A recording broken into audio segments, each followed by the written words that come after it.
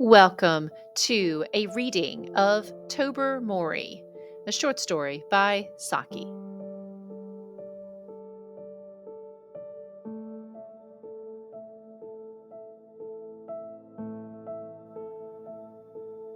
On a cold, rainy afternoon in late August, Lady Blimley held a house party. There was a full gathering of guests around her tea table, including all sorts of interesting people. But all of them were paying attention to one guest in particular. His name was Cornelius Appin. None of the other guests knew much about him. Someone said he was clever. This was the main reason that Lady Blimley had invited him. Maybe he would use his cleverness to entertain the other guests. But by tea time, Lady Blimley hadn't seen any sign of Mr. Appin's cleverness. He didn't have a quick wit. He wasn't a croquet champion, a hypnotist, or a theatrical performer. He wasn't especially good looking either. At just about the time most guests had lost interest in him, Mr. Appin made an attention-getting statement. He claimed to have made a discovery that was more important than the invention of gunpowder, the printing press, and the steam engine put together. In fact, this thing was more like a miracle than a scientific discovery. Sir Wilfrid spoke up for the unimpressed guests. And do you really ask us to believe that you have discovered a means for instructing animals in the art of human speech, and that dear old Tobermory here has proved your first successful pupil? Mr. Appin replied confidently.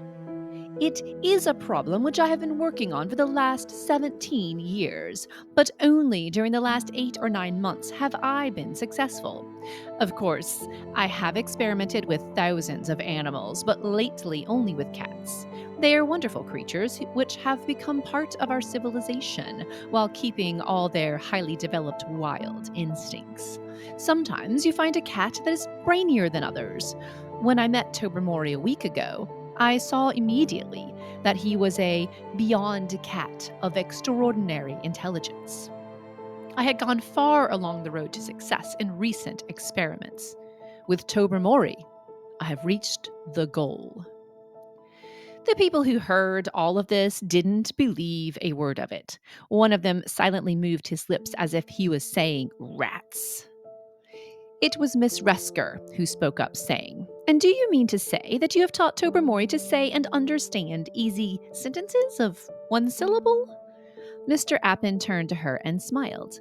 He then patiently explained, "My dear Miss Resker, one teaches little children and savages and backward adults that way. When one has once solved the problem of making a beginning with an animal of highly developed intelligence, one has no need for those simple methods.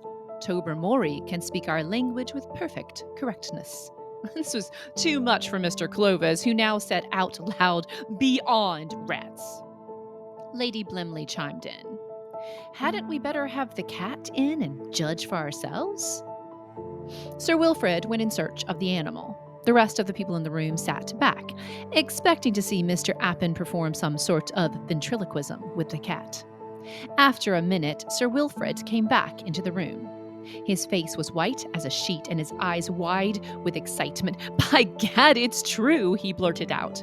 Seeing how agitated he was, everyone sat forward with an increased level of interest. Sir Wilfrid collapsed into an armchair and excitedly told them what he'd just seen. "I found him dozing in the smoking room and called out to him to come for his tea. He blinked at me in his usual way and said, 'Come on, Toby, don't keep us waiting,' and by gad, he drawled out in a most horrible natural voice that he'd come when he dashed well pleased. I nearly jumped out of my skin." The guests had no reason to believe Mr. Appin, but they all knew and respected Sir Wilfrid. His words could be believed. They all started talking excitedly. Meanwhile, Mr. Appin sat in the middle of them without saying a word. He was enjoying the reaction that he was seeing to his great discovery. Then Tobermory wandered into the room. As he did so, he looked at the group of people who were sitting around the tea table. They all became silent as they stared at the cat with amazement. Then, feeling a little embarrassed to be talking to a cat as if it were an equal, Lady Blimley asked, "Will you have some milk, Tobermory?" "I don't mind if I do," the cat replied. This caused a shiver of excitement to go through the guests. Lady Blemley couldn't help spilling some of the milk that she poured into Tobermory's bowl. "I'm afraid I've spilled a good deal of it," she said, as if apologizing to the cat. "After all, it's not my carpet," Tobermory replied. Again, the group was silent. Finally, Miss Resker spoke. She asked Tobermory if it had been difficult to learn the human language. Tobermory stared at her for a moment, then looked away. It was obvious that the question was too boring for him to bother answering. "What do you think of human intelligence?" asked Mavis Pellington. "Of whose intelligence in particular?" asked Tobermory coldly. "Well, mine, for instance," said Mavis with a nervous laugh. "You put me in an embarrassing position," said Tobermory, who didn't sound embarrassed at all. "When your being invited to this house party was suggested, Sir Wilfrid protested that you were the most brainless woman he knew." Lady Blimley replied that your lack of brain power was the very reason that she wanted to invite you. That's because you were the only person stupid enough to buy their old car.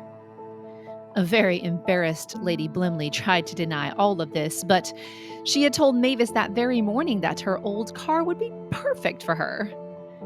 Major Barfield now spoke up. He tried to embarrass Tobermory by asking, "How about your carryings on with that tortoiseshell puss up at the stables, eh?" As soon as he'd said it, everyone realized the mistake that he'd made. "One does not usually discuss these matters in public," said Tobermory coldly. "From a slight observation of your ways since you've been in this house, I should imagine you'd find it inconvenient if I were to shift the conversation to your own little affairs." Everyone now grew nervous, thinking about what secrets they had that the cat had been witness to. Lady Blimley then spoke up. "Would you like to go and see if your cook has got your dinner ready?" she said, ignoring the fact that it was at least 2 hours until Tobermory's dinner time. "Thanks," said Tobermory. "Not quite so soon after my tea. I don't want to die of indigestion." "Cats have 9 lives, you know," said Sir Wilfrid jokingly. "Possibly," answered Tobermory, "but only 1 liver." "Adelaide," said Mrs. Cornett, "do you mean to encourage that cat to go out and gossip about us in the servants' hall?" Now they all began to panic. Someone remembered that Tobermory used to spend long hours lying on a balcony that ran in front of most of the bedroom windows in the house. He liked to watch the pigeons from there, but who knows what else he had seen. If Tobermory let out the secrets that he knew, it would be a disaster for them all. Mr. Cornett, who was very careful to always look her best, looked just as uncomfortable as the Major. Miss Scarwin, who was known for leading a blameless life, seemed to be irritated. Bertie Von Ton, who had lived a terrible, depraved life, turned white with terror. But at least he didn't rush out of the room like Odo Finsbury. Odo was a young man who was about to become a priest. Mr. Clovis tried to remain calm. He was thinking about how long it would take him to buy some mice that he could use to bribe Tobermory not to say anything. Then Agnes Resker asked dramatically, "Why did I ever come down here?" Tobermory answered the question. "Judging by what you said to Mrs. Cornett on the croquet lawn yesterday, you were out of food," he said. "You described the Blimleys as the dullest people to stay with that you knew, but said they were clever enough to employ a first-rate cook. Otherwise, they'd find it difficult to get anyone down a second time." At this, Agnes said, "There's not a word of truth in that. I appeal to Mrs. Cornett." Mrs. Cornett repeated your remark afterwards to Bertie Von Ton. continued Tobermory, and said, "That woman is a regular hunger marcher. She'd go anywhere for 4 square meals a day." And then Bertie Van Ton said, Tobermory suddenly stopped speaking. He had seen the big yellow tomcat from the rectory going through the shrubbery toward the stables. In a flash, he had disappeared through the open French window. Now, the guests turned on Mr. Appin. They complained about what he'd done and what the talking cat might reveal about them. This was all his fault. Now they wanted him to do something to stop things from getting worse.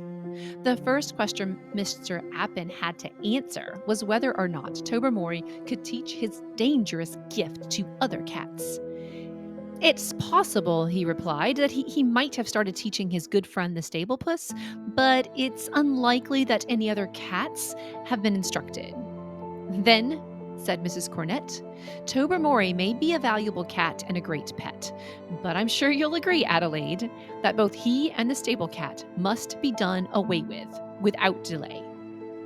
"You don't suppose I've enjoyed the last quarter of an hour, do you?" said Lady Blimley angrily. "My husband and I are very fond of Tobermory, at least we were before this horrible accomplishment was given to him, but now, of course, the only thing is to have him destroyed as soon as possible." "We can put some poison in the scraps he always gets at dinner time," said Sir Wilfrid. "I'll go down and drown the stable cat myself. The coachman will be very sore at losing his pet, but I'll say they both caught a disease and were afraid of spreading it to the kennels." "But my great discovery," complained Mr. Appin, "after all my years of research and experiment."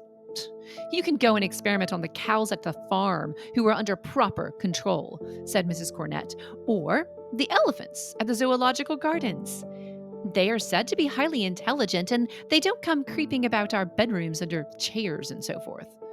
Mr. Appin was very disappointed at the thought that his prize pupil must be killed, but he had no choice. Everyone else was keen to kill the cat straight away. Some of them probably even wanted to kill Mr. Appin. Because the trains weren't running, the guests had to stay for dinner. They were all anxious to see the end of Tobermory and the tomcat. Sir Wilfrid had struggled with the tomcat, and later with the coachman who owned it. All that Agnes Resker ate for dinner was a piece of dry toast. Mavis Pellington was silent throughout the meal. Lady Blemley kept talking non-stop, but her attention was fixed on the doorway. A plate full of poisoned fish scraps were waiting for Tobermory. But the cat never came. After dinner, they all went into the lounge. Odo Finsbury tried to entertain everyone with a song, but no one was in the mood for it. At 11 o'clock, the servants went to bed. One of them told the guests that the small window in the pantry had been left open as usual for Tobermory's private use. The guests passed the time by reading magazines, books, or whatever they could get their hands on. Every few minutes, Lady Blemley went into the pantry to check if Tobermory had come in. Each time she returned with a frown on her face. At 2 o'clock, Mr. Clovis spoke up. "He won't turn up tonight. He's probably in the local newspaper office right now, dictating the first installment of his life story. Lady What's-Her-Name's book won't be in it. It'll be the event of the day." Mr. Clovis went to bed. One by one, the other guests did the same. In the morning, the servants, who brought around an early cup of tea to the guests, told them Tobermory had not returned. Breakfast was even more awkward than dinner had been. Before it was over, though, Tobermory's body was brought in. It had been found by the gardener. It had bite marks on its throat and yellow fur in its claws. These made it obvious that Tobermory had been killed by the big tomcat from the rectory. By lunchtime, most of the guests had left. In the afternoon, Lady Blimley wrote a nasty letter to the rectory complaining about the loss of her valuable pet. Tobermory had been Appin's only successful pupil. There would be no other. A few weeks later, an elephant in the Dresden Zoological Garden, which had never shown any signs of being violent before, broke loose and killed an Englishman. It was said that the man had been teasing the elephant. The victim's name was reported in the paper as Open and Eppelin, but at least they got his first name right, Cornelius. If he was trying German irregular verbs on the poor beast, said Mr. Clovis, he deserved all he got.